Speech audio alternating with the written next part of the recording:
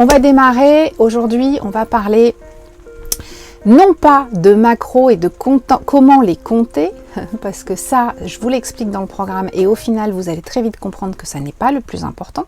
Donc non, je ne vous expliquerai pas comment définir vos macros, comment les compter. Aujourd'hui, je vais vous parler de macros, de valeur énergétique, de densité nutritionnelle pour que vous compreniez bien que toutes les macros ne se valent pas, que les macros, c'est pas forcément le plus important dans la vie et les choses auxquelles vous devez prêter attention. J'ai déjà parlé de cette densité nutritionnelle dans un podcast. Il y a déjà des lives spécifiques aux glucides, aux lipides et aux protéines. Donc je ne vais pas revenir sur ces fondamentaux-là. Je vais parler de manière globale sur la valeur nutritionnelle des aliments qu'on ingère et pourquoi c'est important de la connaître, de la comprendre et qu'est-ce qu'il faut appliquer une fois qu'on a compris ça. C'est parti. Au niveau des macros, il faut bien penser qu'on a été bercé toute notre vie par une approche réductionniste de l'alimentation. On la connaît tous, cette approche nutritionniste, c'est manger, bouger. C'est-à-dire, il suffit de manger peu et de bouger beaucoup, donc de baisser l'entrée des calories et d'augmenter la dépense calorique pour rester mince. On sait aujourd'hui, vous et moi qui sommes ici, que c'est une aberration parce que notre corps, c'est pas un vase dans lequel on verse des trucs et dans lequel on enlève des trucs, que c'est beaucoup plus compliqué que ça et qu'il suffit pas de manger, bouger pour rester mince. Malheureusement, en approche cétogène, le même réductionnisme s'impose, s'immisce dans votre mode de pensée et c'est un peu normal parce que c'est comme ça qu'on vous l'explique quand on parle des macros et de ce que serait un ratio cétogène, les fameux 5, 25, 70%, etc. sur lesquels je ne reviendrai pas. Mais il faut bien comprendre que ces pourcentages qu'on utilise et ces ratios dont on parle au niveau de l'alimentation cétogène sont une manière d'exprimer, d'expliquer l'équilibrage des apports par rapport à une alimentation traditionnelle, mais en revanche, ça ne veut pas dire que ça se limite à ça, l'alimentation cétogène. D'ailleurs, ça ne veut pas dire que ça se limite à ça, n'importe quelle alimentation, et on va le comprendre en allant un peu plus loin. Donc déjà, ces réductionnistes, les macros, et ce calcul des macros, et cette approche, il suffit de manger plus gras, machin, tout ça, il suffit d'eux, il faut que, il y a qu'à faucon. C'est réductionniste parce que déjà ça ne tient pas compte du premier élément de base que je vous ressasse tout le temps, c'est que tout le monde est différent. On ne peut pas imaginer un seul instant que les mêmes macros ou le même ratio de macros calculé d'après le même algorithme sur quelqu'un qui fait tel poids, telle taille, machin, tout ça, puisse fonctionner pareil pour tout le monde. Enfin, je veux dire, on n'est pas des robots. Donc ça déjà, c'est la première chose. Arrêtez de penser qu'il existe des macros magiques ou des macros idéales. Ça n'est pas ça, l'alimentation. Le fait de déplacer sa source d'énergie du sucre vers le gras quand on passe à une alimentation classique, à une alimentation réduite en glucides, c'est juste un truc mécanique qui se produit. Ça n'a rien à voir avec ce qui est important d'apporter à son métabolisme. Ça, c'est la première chose. La deuxième chose qu'il faut bien comprendre, c'est que la santé, parce que je vous l'ai déjà expliqué des dizaines de fois, un corps qui grossit est un corps qui est en mauvaise santé et un corps qui est en mauvaise santé ne peut pas perdre de poids. Donc quand on travaille à équilibrer son alimentation, on ne travaille pas à priver son métabolisme de quelque chose pour qu'il utilise ses réserves, on travaille à rééquilibrer son métabolisme pour qu'il soit en bonne santé, qu'il utilise enfin les réserves qu'il a stockées à mauvais escient quand il n'était pas en équilibre et qu'on retrouve quelque chose de plus durable. Donc la santé ne se résume absolument pas à un ratio glucides, protéines, lipides, mais à un équilibre beaucoup plus complexe dans lequel l'alimentation ne joue qu'un rôle, parce qu'il n'y a pas que l'alimentation qui joue un rôle sur la santé, la façon dont on assimile les nutriments, la façon dont on absorbe les nutriments est aussi impactée par le stress, par la quantité de lumière qu'on voit tous les jours, par l'activité physique, par notre sérénité dans nos relations, etc. etc. Il n'y a pas que l'alimentation qui joue sur la manière dont notre corps va utiliser les nutriments. Il faut bien penser, bien garder ça en tête. Mais l'alimentation, effectivement, joue un rôle primordial dans le sens où c'est déjà l'alimentation qui va nous apporter ces nutriments. Et l'alimentation joue un rôle par la nature des aliments, pas pas parce qu'on leur apporte une quantité de tel dosage de trucs, mais parce qu'on lui apporte des aliments et des nutriments dont la qualité, la nature, la variété permet au corps de fonctionner de manière optimale. Du coup, on s'attarde à la composition des aliments. Je lis beaucoup aujourd'hui parce que j'ai pris plein de notes pour rien oublier. Notre métabolisme ne fonctionne pas correctement parce qu'on lui apporte la juste quantité de calories, ou suffisamment de protéines, ou suffisamment de lipides. Notre métabolisme fonctionne parce qu'on lui apporte la bonne quantité de nutriments. Et ces nutriments, il faut vraiment comprendre que ça vient du mot nourrir, et il faut comprendre que l'intérêt fondamental de la nourriture pour l'être humain, c'est pas de se faire plaisir ou de remplir son estomac. L'intérêt fondamental de la nourriture, c'est de nourrir son métabolisme pour lui apporter les nutriments qui lui permettent de fonctionner. Et on est vraiment sur la survie de l'espèce. On n'est pas là pour se faire plaisir, on n'est pas là pour avoir l'impression d'être plein, on est là pour apporter à notre corps ce dont il a besoin. Donc ça, c'est vraiment important.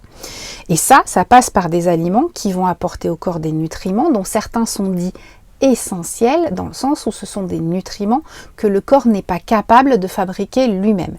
Le corps est capable de dissocier différents nutriments apportés par l'alimentation ou de piocher dans ses réserves pour associer d'autres choses avec des nutriments pour fabriquer certains nutriments. D'autres nutriments, les acides gras essentiels et les acides aminés essentiels, typiquement, sont dits essentiels parce que notre corps n'est pas capable de les fabriquer. Une petite touche à ce niveau-là. On parle d'acides aminés essentiels. Les acides aminés, c'est la famille des protéines. On parle d'acides gras essentiels, c'est la famille des lipides. On n'a jamais parlé de glucides essentiels parce que les glucides essentiels, ça n'existe pas puisque le métabolisme est capable de fabriquer son propre glucose et les glucides n'apportent rien d'essentiel au métabolisme. Petite parenthèse terminée. Où est-ce qu'on en est? Est-ce que vous avez des questions? Je vais continuer à dire bonjour, petite pause et on reprend. Ça coupe? Ah bah écoute, ça devrait pas parce que je suis sur mon téléphone et ça passe plutôt pas mal ici. Il fait juste gris et froid, oui, bah un peu comme chez nous. Oh, il y a des interruptions, Véronique. Bah écoute, moi j'ai pas d'interruption, c'est étrange. Mon téléphone est branché, je suis connectée dessus et a priori l'internet est pas trop mauvais.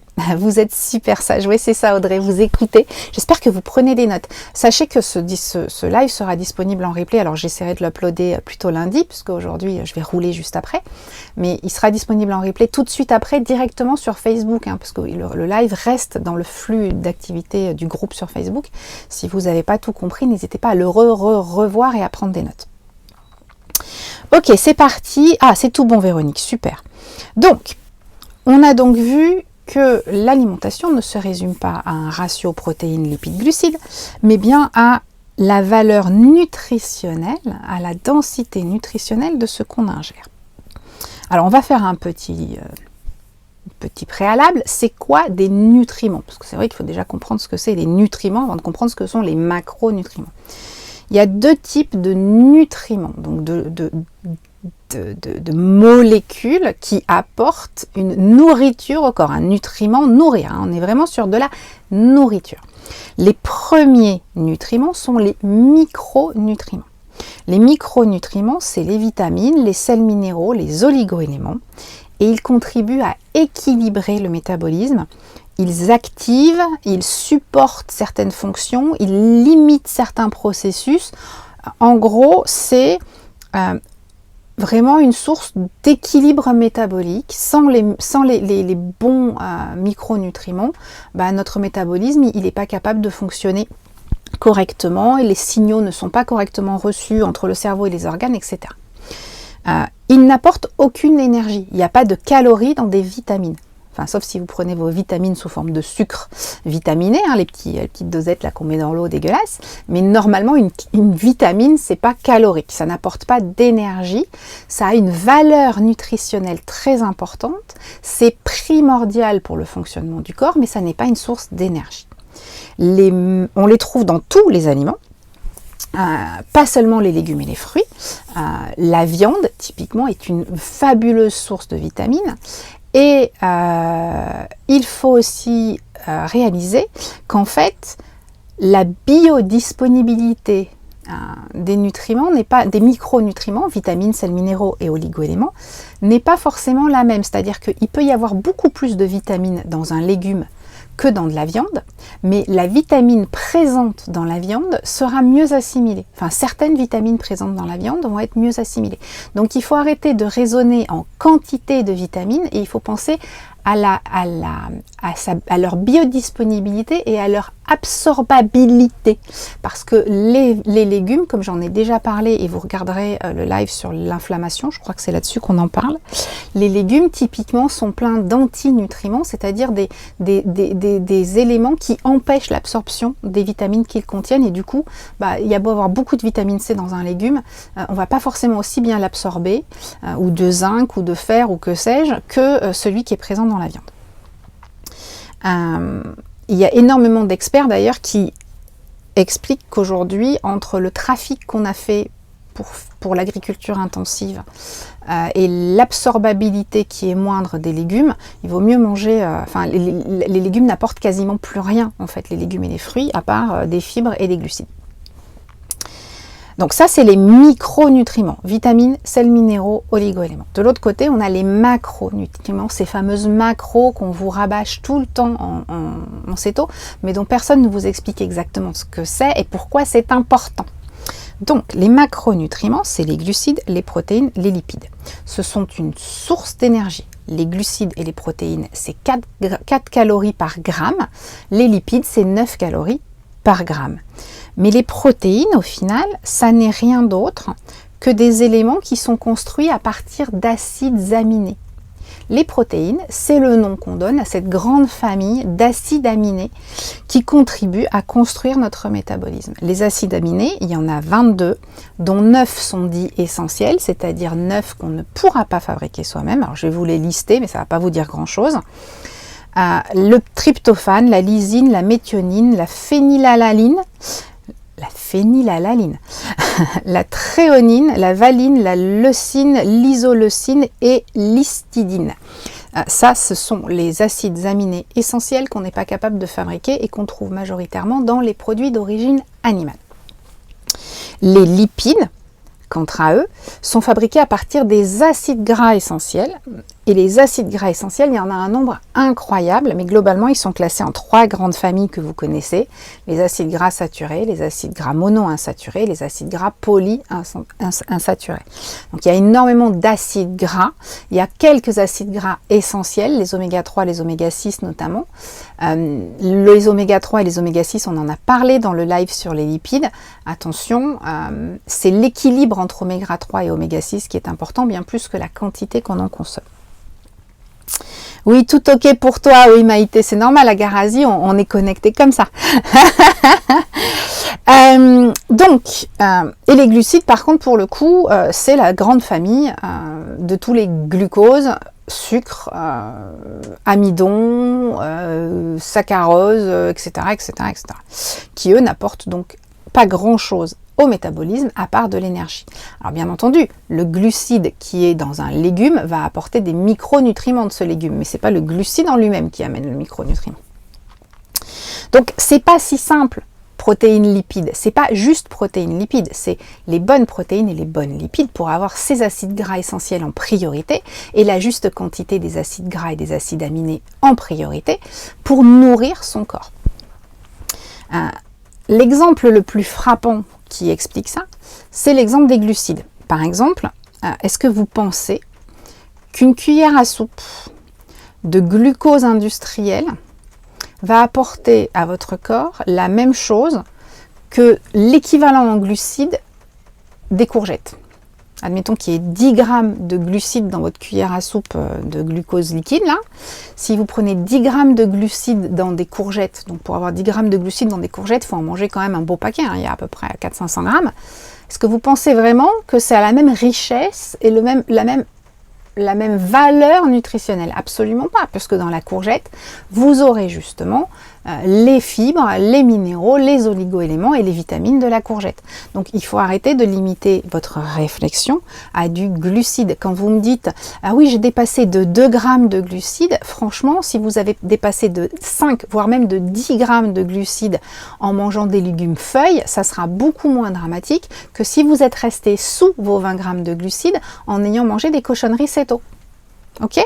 L'important, c'est aussi la provenance de ça, parce que les glucides des cochonneries céto, elles vont effectivement apporter des glucides dont on vient de voir qu'elles servent à rien, et surtout, elles vont apporter tout un tas d'éléments transformés, hyper inflammatoires, vides de nutriments intéressants pour le métabolisme, qui vont juste faire un truc, continuer à entretenir l'appétit, et je vous expliquerai un peu plus tard la problématique de la satiété avec tout ça. Ok. Donc, c'est pas si simple, et quand on va choisir, par exemple, un aliment par rapport à son taux de glucides, c'est-à-dire qu'on a choisi déjà sa viande, on a déjà ses gras, etc., et on va rajouter des légumes, on va se dire, bon, bah, dans les légumes, il n'y a que des glucides, hein, il n'y a quasiment pas de protéines, et il n'y a quasiment pas de lipides, voire pas de lipides du tout, selon les légumes. Bon, bah, on va essayer de choisir le légume qui va apporter le plus de micronutriments. Ou alors on va choisir un végétal qui va apporter des glucides, comme par exemple les noix et les noisettes, mais qui vont aussi apporter des acides gras essentiels ou des choses qui sont bonnes pour le métabolisme et qui le nourrissent. Je vais prendre quelques questions et je vous en reparle pour la suite. Alors, les interruptions, c'est fini. Ok. Le glucosamine, je sais pas, Anne. Je les connais pas tous par cœur. Je pense que c'est un acide aminé, mais il n'est pas parmi les essentiels, d'après ce que j'ai compris. Après, je peux me tromper. Il y en a 22, donc je les connais pas tous par cœur. Je t'avouerai que ce matin, j'ai refait des petites recherches pour avoir les noms en tête, parce que je connais pas tous les acides aminés essentiels par cœur. Moi, je sais que je mange ma viande pour avoir les acides aminés essentiels. Ok, donc... c'est quoi ces acides gras et ces acides aminés et à quoi ils servent? Les protéines, c'est la principale composante de toutes les structures, de toutes les cellules du corps humain. Les muscles, la peau, les ongles, les poils, le sang, les os, tout est fabriqué à partir de protéines. D'accord ? C'est pour ça que quand vous mangez de la viande, vous mangez des protéines. Parce que la viande, c'est fabriqué à partir de protéines.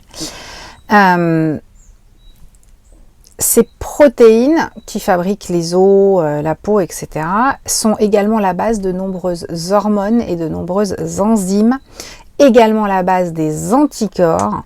Et ces protéines sont nécessaires à la croissance, à la réparation et à la défense des tissus humains. Quand on dit croissance, je ne parle pas des adolescents qui sont en pleine croissance. Je parle des cheveux qui poussent, des ongles qui poussent.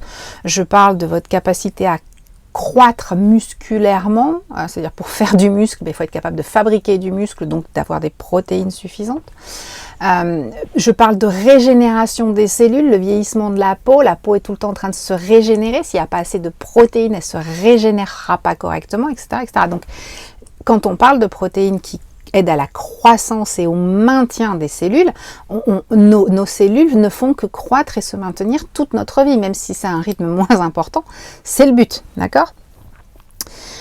Les lipides, quant à eux, fournissent au corps humain ces acides gras essentiels qui ne peuvent pas être synthétisés par l'organisme, et les lipides sont une source d'énergie importante, on l'a vu, puisqu'il y a 9 calories par gramme de lipides, mais aussi des contributeurs au service du système nerveux qui permettent aux cellules de mieux fonctionner entre elles.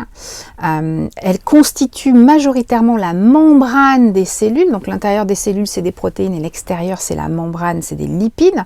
Ça assure l'élasticité et la plasticité du corps, le fait que on ait des ligaments qui fonctionnent, une peau élastique, etc. Ils permettent également, ces lipides dans le sang, de transporter les vitamines dites liposolubles, c'est-à-dire les vitamines qui se dissolvent dans du gras. Et c'est pour ça que quand on parle de viande avec les vitamines qui sont plus biodisponibles, c'est parce qu'il y a dans la viande énormément de vitamines liposolubles, et que du coup, comme il y a déjà des lipides dans la viande, elles sont mieux absorbées. En gros, en très résumé et en très grossier, les protéines, c'est les différents matériaux avec lesquels vous construisez votre maison. Les briques, les poutres, vraiment le matériau. Les lipides, c'est les éléments qui vont permettre à tout ça de tenir ensemble, donc le ciment, le mortier, les vis. Ok. Et pour que votre maison elle tienne debout, et pour que votre maison elle tienne debout longtemps, bah, il faut choisir des bons matériaux, des bons produits de base, apporter le bon ciment, les bonnes briques, parce que sinon vous allez avoir une maison bas de gamme qui va s'effriter au fil du temps. D'accord? Donc on est vraiment sur la qualité et la solidité des apports qu'on apporte à son métabolisme. Je vais faire une petite pause. Pas de réponse, pas de questions, tout va bien, ok. 41 personnes, vous regardez sagement, j'ai même pas eu j'ai eu un petit pouce aujourd'hui, vous m'avez même pas encore envoyé des bisous, quoi, je suis triste. Vous êtes super concentrés. Allez, on va parler de densité nutritionnelle. La densité nutritionnelle, et c'est le truc le plus important que vous devez retenir de tout votre apprentissage. Oh, ça y est, des petits cœurs, merci. Merci. La densité nutritionnelle, c'est pas la teneur en macro d'un aliment, mais c'est bien sa capacité à apporter au métabolisme les acides aminés et les acides gras, les vitamines, les sels minéraux et les oligo-éléments dont il a besoin pour fonctionner. C'est une sorte de concentration de bienfaits pour 100 calories, c'est-à-dire pour 100 calories de tel aliment, je vais tirer telle quantité et telle sorte d'acides gras, telle quantité et telle sorte d'acides aminés, telle quantité et telle sorte de micronutriments, vitamines, minéraux, oligo-éléments. C'est vraiment raisonner entre j'apporte des calories à mon corps et il faut qu'elles soient le plus pleines possible des choses qui nourrissent réellement mon corps. Un aliment nutritionnellement dense va être un aliment qui, pour 100 calories, va apporter le plus de ces éléments, une espèce de bombe nutritionnelle plutôt qu'une bombe calorique. Vous comprenez la différence? Je vais utiliser, pour illustrer ça, une espèce d'échelle de l'aliment le plus dense nutritionnellement à l'aliment le moins dense nutritionnellement, et je vais essayer de graduer un peu au milieu, sachant que c'est un peu compliqué parce que on ne compare pas des choux et des carottes.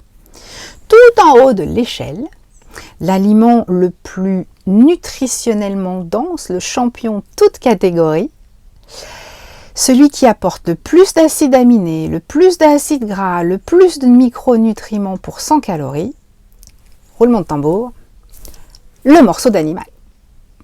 D'accord? Le morceau d'animal, c'est la viande, le poisson, c'est l'aliment le plus nutritionnellement dense. Celui où pour 100 calories, vous avez le moins de déchets et vous avez le plus de nutrition et de nutriments à l'intérieur.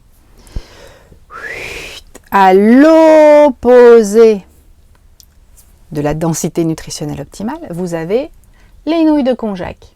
0 glucides, 0 protéines, 0 lipides, 0 nutriments. Ça remplit votre estomac de carton. D'accord? Au milieu de tout ça, il y a tout un tas de choses. Les oléagineux, par exemple, vont être considérés comme nutritionnellement intéressants et denses parce qu'il y a du gras, parce qu'il y a des protéines, parce qu'il y a des oméga 3 et des oméga 6 qui sont intéressants, etc. Pas bien loin du konjac, on a les produits transformés céto, par exemple, que j'arrête pas de râler contre ça, mais parce que c'est des calories quasiment vides, ce sont des produits hyper transformés. Les vitamines, les sels minéraux qui peuvent éventuellement contenir sont tellement dégradés que ça apporte rien, et ça va juste vous apporter des glucides hyper biodisponibles, donc au final, pas très loin du konjac. Au milieu de ça, il va y avoir les produits laitiers, les fromages, les crèmes qui apportent d'autres vitamines et d'autres acides gras et d'autres acides aminés, mais dont les protéines, notamment la caséine, sont un peu moins digestes que celles de la viande. Les poissons gras vont être un peu plus haut dans cette échelle, et un peu plus bas, on va avoir les légumes, parce que les légumes, il y a des nutriments, il y a des vitamines, mais il y a aussi des glucides, et au final, il y a beaucoup d'eau, et c'est pas forcément le truc le plus nutritionnellement dense pour 100 calories. Donc il y a vraiment cette échelle à comprendre entre l'aliment champion de la densité nutritionnelle et l'aliment le plus pauvre, le grand perdant de l'alimentation nutritionnelle. J'ai vu qu'il y avait des questions, je vais revenir aux questions et après je prends. Audrey, exactement, les protéines contenues dans le fromage ne sont pas aussi bonnes que celles de la viande ou du poisson. Alors, Les protéines contenues dans le fromage, c'est essentiellement de la caséine, inflammatoire, pas terrible. Le fromage est un aliment nutritionnellement dense parce qu'il apporte des vitamines, parce qu'il apporte des bons lipides, parce que c'est un produit laitier et que bon, le lait c'est pas très bon pour la santé, mais il y a quand même des gras saturés dedans qui sont pas mal, du cholestérol, etc., etc. Le cholestérol est hyper important pour la fabrication de toutes nos hormones. Donc c'est un aliment qui est effectivement acceptable, mais nutritionnellement parlant, non, il ne contient pas les 9 acides aminés essentiels que peut contenir la viande, et il n'y a pas les mêmes protéines dans le fromage que dans la viande. Donc on ne peut pas remplacer de la viande par du fromage. On va consommer un peu de viande et beaucoup de viande et un peu de fromage pour équilibrer les apports, mais si tu n'as pas de viande, tu ne vas pas avoir toute la gamme des acides aminés essentiels. C'est hyper compliqué de les trouver ailleurs que dans la viande. Alors, il y a certaines légumineuses qui ont des acides aminés essentiels, malheureusement. Il y a aussi des glucides dedans. Il y a certains fromages qui vont avoir tel ou tel truc, machin. Mais globalement, non. Toutes les protéines ne se valent pas de la même manière que tous les glucides ne se valent pas, de la même manière que tous les lipides ne se valent pas. Et c'est pas interchangeable. Et c'est pour ça que j'arrête pas de vous dire qu'il n'y a pas que les macros dans la vie. Il n'y a pas que remplir son quota de protéines ou limiter son quota de machin ou truc.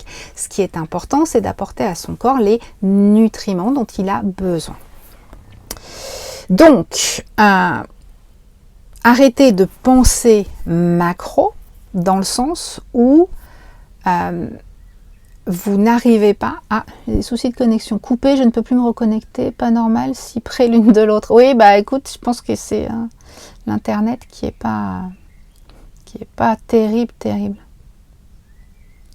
Alors, je vais prendre vos questions. Ne pas utiliser le konjac si je comprends à l'envers. Je ne dis pas qu'il ne faut pas utiliser le konjac. Je dis, tu peux utiliser du konjac si tu as bien fait tes devoirs et que tu as apporté d'abord à ton corps l'ensemble des nutriments dont il a besoin. Remplacer un repas qui va nourrir ton corps par une assiette de carton, ça ne nourrit pas ton corps, donc tu vas continuer à avoir faim, tu vas être fatigué et tu vas être malade. Voilà. Le konjac, c'est un truc en plus quand on a fait ses devoirs, mais la nutrition, c'est pas manger du carton et remplir son estomac. On va en parler un peu plus loin. En cas d'intolérance, quid du soja? Quid du soja? Il y a d'autres acides aminés dans le soja. Après, bien entendu, il y a tout l'équilibre à trouver. On ne va pas se forcer à manger du fromage pour avoir les trucs qu'il y a dans le fromage si on est intolérant. Ça, après, c'est à chacun de trouver ce qui va lui convenir en fonction de ses contraintes. Mais gardez en tête que toutes les protéines ne se valent pas, que tous les lipides ne se valent pas, et qu'il c'est important de se focaliser sur ceux qui fonctionnent le mieux avec notre métabolisme, ceux qui proviennent des sources animales généralement, les oméga 3 ou 6, les oméga 3, des huiles de fruits, huile de coco, huile d'olive et huile d'avocat, quelques noix, noisettes, etc., sans exagérer non plus, et toujours entières, pas broyées, parce que quand elles sont broyées, c'est juste des glucides hyper biodisponibles, etc., etc. Donc gardez en tête la notion de densité nutritionnelle et de multiplication des types d'acides aminés, acides gras que vous allez apporter à votre métabolisme. Tac, c'est reparti. Ouais, je pense que la connexion n'est pas si terrible que ça, mais bon. Donc, c'est aussi pour ça que je vous rabâche d'arrêter de composer vos repas à partir des macros en essayant de jouer à Tetris, parce que si vous ne faites pas vos devoirs sur la viande par exemple et que vous n'avez pas assez de protéines et donc pas assez de ces acides aminés essentiels, vous ne pourrez pas les remplacer par les protéines du fromage ou les protéines des noix qui ne sont pas les mêmes acides aminés essentiels. Et les acides aminés essentiels, il y en a 9 et on les trouve majoritairement dans les produits d'origine animale, point. Vous allez arriver à bricoler des choses, mais ce ne sera pas optimal. Or, ce qu'on cherche, c'est à optimiser sa nutrition pour trouver des aliments avec une densité nutritionnelle. Et je vais vous expliquer aussi pourquoi c'est important au niveau de la satiété. Et c'est aussi pour ça que je vous dis de manger du beurre, des œufs, des légumes les plus verts possibles. Les légumes, pour 100 calories d'œufs, vous avez une quantité incroyable d'acides gras, d'acides aminés, de vitamines et d'oligo-éléments dans les œufs. Le beurre, pour 100 calories de beurre, vous avez une quantité incroyable de vitamines, notamment la vitamine A, et des acides gras qui sont excellents pour le cerveau, les yeux, etc. Quand vous favorisez des légumes verts frais, vous absorbez certes les glucides, mais comme ce sont les aliments qui ont le moins, enfin les légumes qui ont le moins de glucides et qui contiennent le moins d'antinutriments généralement, vous allez aussi absorber des fibres, des vitamines et des minéraux. Si vous choisissez une pomme de terre, comprenez bien que pour atteindre 10 grammes de glucides, par exemple sur un repas avec une pomme de terre, vous allez pouvoir en manger une toute petite bouchée ou 2 petites bouchées. Dans ces 2 bouchées de pommes de terre, même si la pomme de terre est riche en vitamines et en oligo-éléments elle aussi, vu la quantité moindre que vous allez en manger, vous aurez certainement moins de vitamines et d'oligo-éléments que si vous favorisez un légume vert, feuille, très pauvre en glucides, parce que vous allez pouvoir en manger une quantité plus importante et donc apporter à votre corps plus de nutriments, d'oligo-éléments, de vitamines, de minéraux. Et ce fait de nourrir votre corps, c'est fondamental au niveau de la compréhension de pourquoi on mange en fait. La sensation de satiété qui est mise en place par la nature dans le corps des mammifères ou dans le corps de tous les animaux d'ailleurs, elle ne provient pas d'un estomac qu'on a rempli, mais d'un corps qu'on a correctement nourri. Remplir un estomac avec du vide, comme par exemple Véronique, les spaghettis de konjac, ça va envoyer des signaux de satiété factices et immédiats. L'estomac est plein, il n'y a plus rien qui rentre. Les konjac, ils ont tout pris. En plus, les konjac, c'est hyper difficile à métaboliser parce que c'est de la cellulose pure. Donc les intestins, ils ont plein de boulot, donc c'est plein. Voilà, le konjac, c'est plein. Sauf que le corps va vite se rendre compte que les éléments dont il a besoin pour fonctionner, les calories et les micronutriments ne sont pas là. Si en revanche on apporte à son corps des aliments nutritionnellement denses, qui ne remplissent pas forcément l'estomac dans sa totalité, mais qui lui apportent à la fois des besoins, des éléments énergétiques, qui remplissent des besoins énergétiques rapides. J'ai besoin de calories pour fonctionner là, maintenant, tout de suite. Donc si on apporte des aliments qui apportent à court terme de l'énergie, et à long terme, qui permettent de maintenir ces fonctions vitales parce qu'il y a tous ces acides aminés, ces acides gras, ces nutriments à l'intérieur, il ne vous demandera pas toujours plus de nourriture. Si on lui apporte des aliments riches en calories, très gras, très sucrés, les produits industriels typiquement c'est très gras, très sucré, pauvres en nutriments, qu'est-ce qui va se passer? Comme il n'y a pas assez de nutriments dans les aliments que vous mangez, il va vous en demander toujours plus. Et vous allez avoir toujours plus faim parce que ce que vous mangez, au final, ça remplit votre estomac, mais ça n'apporte pas les nutriments dont le corps a besoin pour fonctionner. Ça va éventuellement apporter un shoot d'énergie rapide, mais ça n'apportera pas sur le long terme les acides aminés, les acides gras, les nutriments qui vont permettre à votre corps de fonctionner. Et comme votre corps ne fonctionnera pas bien, il va vous demander toujours plus à manger parce qu'il va se dire, voilà, si j'arrive à atteindre 5% de mes besoins en mangeant 1 kg de pâtes, il va me falloir 80 kg de pâtes pour arriver à avoir tous mes besoins. Donc je demande à manger 80 kg de pâtes. C'est vraiment ça, l'appétit et la satiété, c'est nourrir son corps, c'est pas remplir son estomac. Je vais prendre quelques questions. Hop. Oh tiens, j'ai un petit souci là. Qu'est-ce qui se passe-t-il? Hop, mettre sur le Wi-Fi, j'arrive. C'est pour ma conclusion, donc c'est pas très grave. Les questions. La seule fois où je mange des spaghettis de konjac, c'est uniquement dans la bonne recette de poulet curry coco à l'indienne. Exactement, Véronique, là, c'est acceptable parce que tu as fait tes devoirs sur le reste. Et donc, le spaghetti de konjac, ça ne devient juste qu'un agrément, un petit truc en plus sympa qu'on mange et effectivement qui a cet énorme avantage de ne rien apporter, donc de ne pas apporter trop d'énergie au corps. Mais on n'en a pas besoin à un autre moment. Je t'ai perdu. C'est pour ça que tu mets un gros morceau de beurre sur ton comté. Tout à fait, je mets un gros morceau de beurre sur mon comté ou un gros morceau de beurre sur mon gruyère parce que je mange pas forcément super gras au repas, même si je mange des viandes très grasses. que je mange beaucoup d'huile d'olive en étant niçoise, donc pas mal d'oméga 3, et que le beurre est très bon pour la santé, et qu'en ne prenant pas le petit-déj et en utilisant au final pas tant de gras que ça pour manger, ça me permet d'avoir un apport en gras avec toutes les bonnes choses qu'il y a dans le beurre. Attention, je ne fais pas un morceau de comté tous les jours avec du beurre, mais régulièrement ça m'arrive où j'en mets dans mon café, parce que le beurre, c'est nettement meilleur que toutes les huiles MCT du monde, qui sont des huiles trafiquées pour être soi-disant à triglycérides moyennes chaîne, machin, blabla, sauf que ça vous apporte pas grand chose, et qu'un bon beurre au lait cru fermier, c'est nettement meilleur, n'est-ce pas Maïté? Ok, je vais faire une demi-courgette avec mon lapin plutôt que des tagliatelles de konjac. Exactement. C'est une histoire d'appétit. Alors, c'est pas une histoire d'appétit, c'est que l'appétit, la fonction naturelle de l'appétit, pourquoi le corps envoie des signaux de faim, le cerveau envoie des signaux de faim, pour que l'humain mange pour survivre. Et donc l'être humain, l'animal, le chat, le chien, il va manger pour trouver à la fois de l'énergie pour subvenir à ses besoins immédiats d'énergie, qui sont moindres quand on est en alimentation réduite en glucides, puisqu'on a appris à notre corps à fonctionner sur l'énergie du gras. Donc on a moins quand même ces fringales et ces envies, parce qu'on est moins sur une énergie à court terme, on est plus sur une énergie à long terme. Mais le corps va aussi demander, le cerveau va aussi demander au corps de se nourrir d'aliments qui lui permettent de fonctionner, les acides aminés, les acides gras, les nutriments.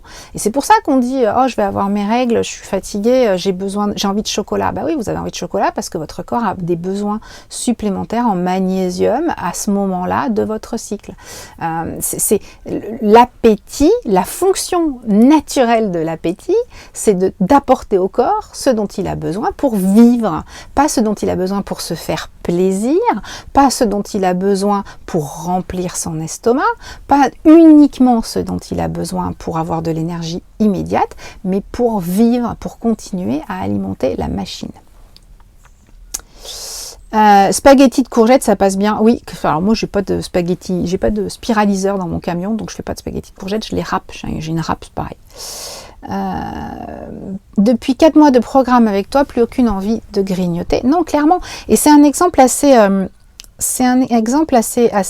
rigolo.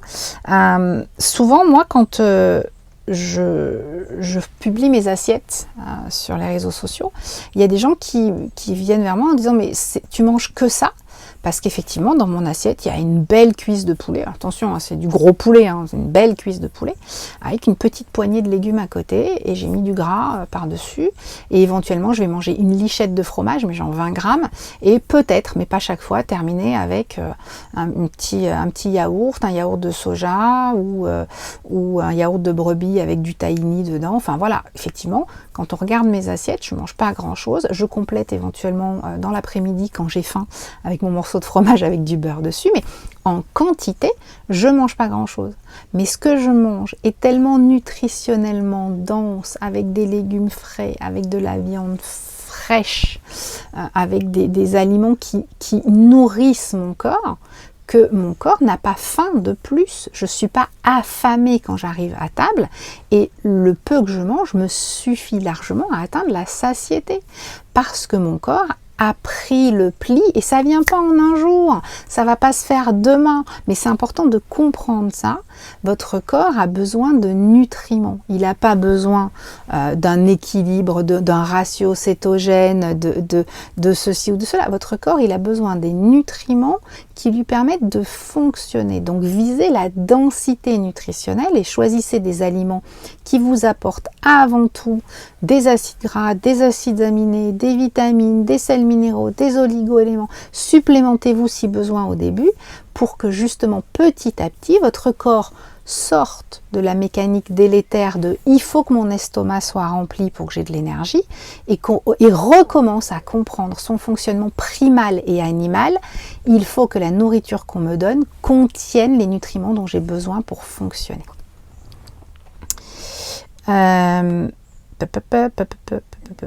Et donc, pour conclure, je vais prendre vos questions d'abord. Pas de questions, ok, hop, top. Pour conclure, quand je vous enquiquine et que je vous dis apprenez à compter vos macros, ça n'est pas pour que vous limitiez vos macros ou que vous les respectiez au gramme près. C'est pour que d'une part, vous ayez une conscience de vos apports, que vous réalisiez que vous ne mangez pas assez de gras par rapport aux protéines ou trop de glucides, que vous dépassez la barre des glucides parce que vous mangez trop de légumes, etc. Mais c'est aussi pour vous donner une idée de la quantité de nourriture qu'il va falloir absorber pour trouver ces acides gras et ces acides aminés. Typiquement, tant que vous n'avez pas appris à compter vos macros, vous ne comprenez pas que pour manger vos X grammes de protéines recommandées dans la journée, donc je vous rappelle que c'est une recommandation minimale et qu'il vaut mieux en manger plus que pas assez, pour manger vos X grammes de protéines dans la journée, il va falloir manger 4 fois la quantité de protéines en viande. Si vous avez besoin de manger 60 grammes de protéines dans la journée ou 80 grammes de protéines dans la journée, il va falloir manger 240 à 300 grammes. Je me perds, non c'est pas ça. Si c'est 80 grammes, 160, 320 grammes de viande dans la journée. Et pourquoi je parle de viande? Parce que oui, il ne s'agit pas de manger 60 grammes de protéines en mangeant des protéines de soja et du fromage. Il s'agit dans ces 60 grammes de protéines de choisir les protéines les plus riches, les plus denses et donc les plus valables pour votre métabolisme. Et ça, c'est dans la viande, c'est pas dans les cacahuètes. Donc c'est vraiment important de comprendre que ce comptage des macros sur lequel vous vous arrêtez et vous vous focalisez n'a pas autant d'importance que la densité nutritionnelle des aliments. En fait, en premier lieu, et c'est ce vers quoi je vous dirige quand vous arrivez dans le programme, d'abord pensez à l'assiette céto et aux proportions et à ce que vous mettez dans ces proportions. Toujours un vrai morceau d'animal, les légumes les plus verts possibles, des bonnes sources de gras. C'est ça d'abord l'alimentation qui permet de rééquilibrer votre métabolisme. Et ces aliments-là, il faut essayer de les manger en restant dans les ratios cétogènes. C'est pas le contraire, c'est pas on trouve des ratios cétogènes et on fourre des trucs dedans pour arriver à la bonne quantité. Non, non, c'est on mange des aliments nutritionnellement denses, riches, qui apportent des acides gras, des acides aminés, des micronutriments au métabolisme pour qu'ils fonctionnent correctement, en restant dans des proportions qui sont cétogènes. Je pense que j'ai terminé. Il est 11h46, ça fait 45 minutes que je vous bassine avec la densité nutritionnelle, donc je vais prendre vos petites questions. Oups, il y a des soucis de lumière. Pourquoi il y a des soucis de lumière? Voilà, je vais me mettre là, il y a moins de soucis de lumière. Je vais prendre vos petites questions et ensuite nous allons remettre les clés sur le contact et démarrer Gary pour partir à notre prochaine étape. J'en suis encore aux assiettes, les applis, je m'en sors pas. Anne, si tu perds du poids et que tu es en forme et que tu as atteint la satiété, pas besoin de compter tes macros. Moi, ce que je dis toujours, c'est que faire l'exercice de compter ses macros avec une application, ça permet vraiment de prendre conscience que, oups, le petit concombre que j'ai mangé tout entier, en fait, il contient quand même beaucoup de glucides. Voilà. C'est ces choses-là qu'on comprend en comptant ses macros, mais il ne s'agit pas de se limiter à cette vision réductionniste de l'alimentation. Est-ce que la charcuterie peut remplacer la partie viande? Alors, non et oui. En fait, au-delà de la problématique de la densité nutritionnelle, il y a aussi la tolérance qu'on va avoir aux aliments et un bénéfice dégât. La charcuterie contient effectivement des protéines, mais la charcuterie, c'est un aliment transformé. Il a été séché au mieux par l'artisan charcutier qui a fait son saucisson. Il a été au pire additionné de tout un tas d'additifs et clairement, un morceau de viande fraîche aura toujours plus de vitamines et de sels minéraux et d'oligo-éléments qu'un morceau de viande sèche. C'est normal. On sait que c'est la fraîcheur d'un aliment qui permet de conserver au mieux ses nutriments. Donc déjà, sur ce plan-là, tu ne peux pas remplacer de la viande par de la charcuterie. A fortiori, encore moins si c'est de la charcuterie industrielle, si c'est des tranches de blanc de poulet ou de blanc de dinde reconstituées, etc. Là, on est sur des choses qui sont nutritionnellement sans aucun intérêt. À la rigueur, du très bon jambon blanc même industriel, mais un jambon blanc de marque avec pas trop de glucides à l'intérieur, ça peut venir compléter une ration de protéines, mais ça sera jamais aussi nutritionnellement dense qu'un beau morceau d'entrecôte. Donc oui, on peut compenser avec de la charcuterie, pas n'importe quelle charcuterie, mais la charcuterie, ça présente aussi l'énorme problème d'être riche en sel et de contenir des choses qui sont inflammatoires pour le métabolisme, donc qui vont entretenir ce qu'on essaye d'éviter au maximum dans le cadre de la réduction des glucides, l'inflammation généralisée. Je t'en prie, Sophie. Hop, ça me stresse. Ne te stresse pas, contente-toi de l'assiette céto. Contente-toi de l'assiette céto et de mettre dedans ce que tu as à mettre. Il n'y a aucun stress à avoir autour des macros, puisqu'il ne s'agit pas de les respecter ou de les tenir, mais juste de les lire. Compter tes macros, c'est comme lire les étiquettes. Parce que malheureusement, ou heureusement d'ailleurs, normalement, quand tu rentres dans mon programme, tu as de moins en moins d'étiquettes à lire. C'est con, hein, mais les produits industriels étant fortement déconseillés par Madame Sophie, quand tu ramènes ton caddie de tes courses, de ton marché ou de ton supermarché, a priori, tu as plein d'aliments qui sont sans étiquette. Et donc, comme il n'y a pas d'étiquette sur ton entrecôte, tu ne peux pas comprendre combien ça contient de protéines si tu n'as pas utilisé une application qui va te dire dans ton entrecôte, qui est un morceau de viande noble et gras, il y a 25 grammes de protéines pour 100 grammes et 14 grammes de lipides pour 100 grammes. Et donc ça va te donner une indication et ça va te dire, ok, là, Sophie, elle dit qu'il faut consommer entre 1,2 et 1,7 grammes de protéines par kilo de poids. Là, j'ai que 25 grammes, j'ai que 50 grammes dans mon entrecôte de 200 grammes. Il va falloir que j'en mange plus. Ou, non, c'est bon, là, tel aliment, il y a beaucoup de protéines dedans, ça va aller. Mais on n'est pas à compter et à se taper sur les doigts et à s'arracher les cheveux parce qu'on a 10 grammes de ceci ou 20 grammes de cela. On est à comprendre la valeur, la composition en macros des aliments pour avoir une idée, pour éviter de passer d'une journée hyper protéinée où tu manges beaucoup de viande et du coup tu as les protéines qui montent très très haut et tu as oublié de mettre du beurre et de l'huile donc tu n'as pas assez de lipides, au lendemain à une journée où tu manges que du fromage, tu as plein de lipides, pas assez de protéines et tu es toute gonflée. Voilà, c'est pour stabiliser les apports, c'est pour comprendre ce qu'on fait. Il n'y a pas à se stresser, tu n'es pas stressé quand tu lis les étiquettes d'une tranche de tu n'as pas à être stressé quand tu lis les macros sur ton application, c'est le même principe. Maïté, mon souci, équilibrer les lipides aux protéines. J'ai souvent faim au bout d'une heure, alors que le mammouth y passe dans la journée. Ça, effectivement, c'est compliqué parce que normalement, quand on a commencé à bien rééquilibrer son métabolisme, on est censé arriver à la satiété assez rapidement puisqu'on apporte à son corps ce dont il a besoin. Après, comme on est tous différents, on peut avoir des besoins différents, on peut avoir besoin de se supplémenter aussi en vitamines et en sels minéraux pour que le corps se calme un petit peu et arrête de nous demander à manger. Effectivement, tu peux avoir peut-être besoin de plus de gras ou d'un autre type de gras et ça, il faut essayer de l'étudier et de le comprendre. Mais non, oui, tu peux au début manger 500 grammes ou 600 ou 800 grammes de viande dans la journée parce que tu as faim. À un moment donné, il faut aussi être capable de dissocier cette faim de la vraie faim. Est-ce que c'est une faim besoin de remplir l'estomac? Si oui, est-ce qu'il n'y a pas besoin de travailler sur cette notion de remplissage d'estomac? Enfin, il y a tout un tas de spécificités après derrière. Ah voilà, je comprends mieux, merci. Oui, tu vois Véronique, fallait pas se compliquer la vie, c'est pas très compliqué les macros. C'est juste que les gens sur internet et sur les réseaux sociaux ont tendance à parler de calcul scientifique au lieu de parler de la base, la nutrition. Est-ce que vous avez d'autres questions ou est-ce qu'on a fini? Il est 11h52. Alors moi ce matin j'ai mangé un morceau du super jambon cru qu'on a acheté avec Maïté chez son super fournisseur.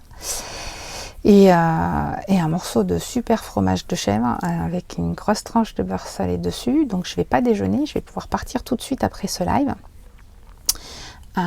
J'ai l'impression, difficile de trouver de la très bonne viande, même chez le boucher du coin.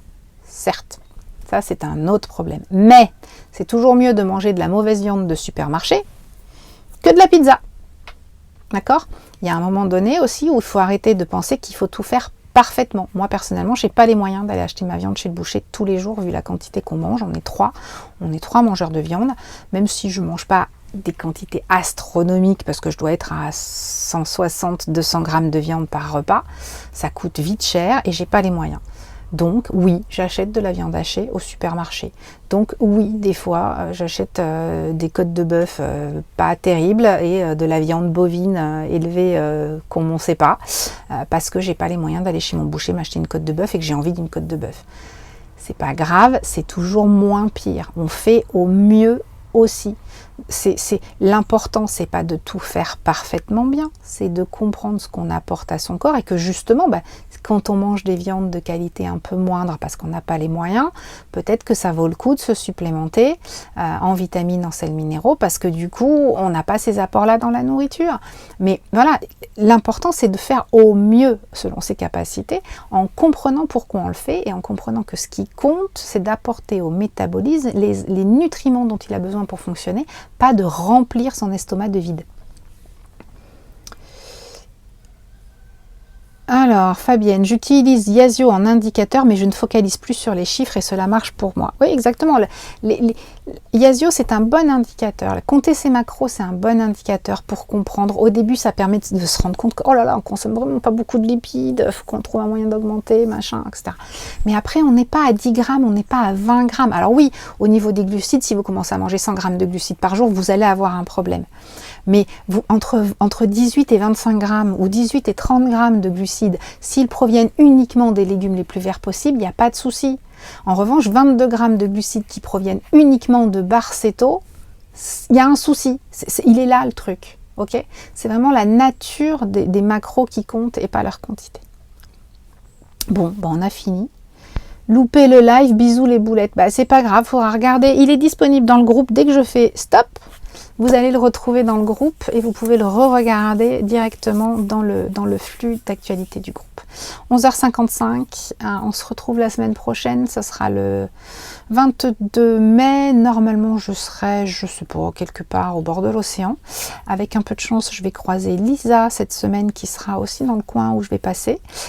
Donc c'est cool, ça fera une rencontre de plus. Comme je vous l'ai déjà dit, pour moi, c'est hyper important de vous rencontrer parce que je fais un travail qui est fondamentalement humain, sans relation humaine, c'est-à-dire que je suis seule toute la journée, je vois personne à part mon petit mari qui me subit, et que je suis un être social et que j'aime bien les rencontres et que c'est hyper plaisant de savoir qui vous êtes. J'adore le coaching individuel parce que ça me permet de vous découvrir, d'entendre votre voix, vos intonations, d'en savoir plus sur vous, en plus de vous aider, mais vraiment de créer une relation avec vous, donc j'adore ça. Avant que le Covid ne cartonne, j'avais décidé de profiter de ma vie nomade pour organiser des petits événements dans les différentes régions auxquelles on pourrait se réunir. J'ai mis le holà à ces désirs de réunion et de rencontre parce que je refuse d'être la cause d'un rassemblement qui éventuellement rendrait malades les uns et les autres. J'ai très très peur dans mes rencontres et dans ma façon de vivre d'être porteuse du virus et de le filer à quelqu'un ou d'organiser des événements pendant lesquels le virus circulerait. Donc j'ai absolument dit stop à toutes mes envies, et pourtant Dieu sait que j'en avais, de rencontres et d'événements organisés.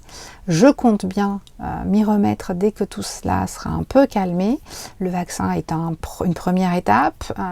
On va quand même bien réussir à se débarrasser de cette merdouille. Donc je compte bien m'y remettre. Et là, j'ai eu l'occasion de croiser Maïté à Saint-Jean-Pied-de-Port puisque c'était sur notre route pour rejoindre l'océan. Il y a Lisa qui est pas très loin que je vais essayer de croiser cette semaine. Peut-être d'autres si vous êtes sur mon chemin, puisque je vais aller du côté de Bordeaux la semaine suivante et ensuite je reviendrai par la Corrèze. Je ne sais pas exactement où vous habitez tous, donc je fais de mon mieux pour prévenir de là où je suis, sachant que c'est toujours très compliqué parce qu'on travaille, parce qu'on ne peut pas bouger quand on est en camion et qu'on n'a pas forcément les mêmes dispos que vous. Mais sachez que ça me fait toujours très plaisir de vous rencontrer, que j'ai pris beaucoup de plaisir à rencontrer Maïté, qui en plus m'a gâtée et m'a emmenée absolument partout hier, découvrir des choses absolument incroyables. Des bouchers qui disaient qu'ils n'avaient pas encore tué la vache qu'ils avaient choisi chez l'éleveur, et autant vous dire que ça fait briller mes yeux, moi, parce que imaginez un boucher qui choisit sa vache avant de la tuer, je trouve ça génial. Donc voilà, je compte bien arriver à vous rencontrer tous et toutes un jour. D'ici là, je vous retrouve avec beaucoup de plaisir la semaine prochaine en live sur le groupe Facebook, et bien entendu, je suis jamais bien loin. Bon week-end!